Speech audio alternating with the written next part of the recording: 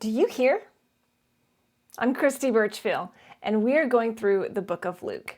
Now today, we're going to do something a little different than we've been doing. We've been looking at a full chapter at a time.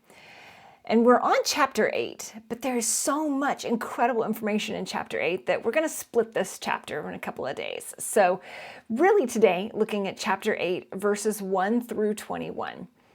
First that stuck out to me today is Luke 8:8, in which says, when he'd said this, he called out, "Whoever has ears to hear, let them hear." Reminded me of when teachers and that used to tell me to pay attention in class. Yeah, I wasn't always the best at that. But as we read through this, we see these first few verses, Jesus is speaking, and he's actually speaking in parables.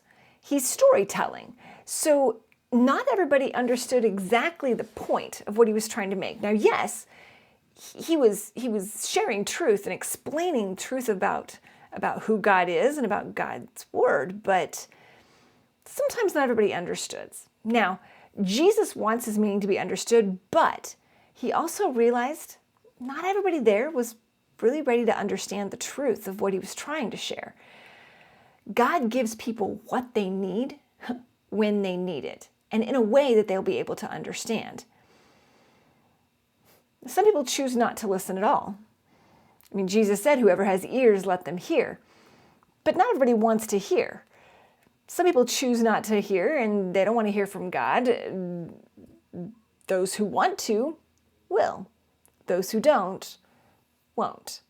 Now, those of us who want to hear from God, let's be real, we may not always agree with everything we hear, and we may not always like it. God doesn't hide his truth from people who are seeking him. We have to accept that it's God's truth. If we have ears, we still have to make a choice to listen. Jesus teaching these parables today, we can learn so much about who he is if we will choose to listen to his truth and obey what he says. Even when truth is hard and we don't always completely agree, doesn't change the fact that it's truth.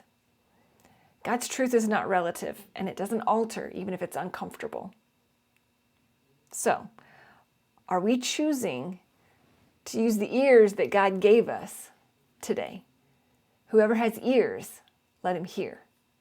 Are you hearing the truth of God in your life today? Are you paying attention to it? And are you acting on it, knowing that it is God's truth? If you've missed any of the previous sessions, you can always click on the link in the description below. It'll take you to the full playlist. And make sure you subscribe. Don't want to miss anything as we continue through this. We'll get through the rest of chapter 8 tomorrow. I'll see you then.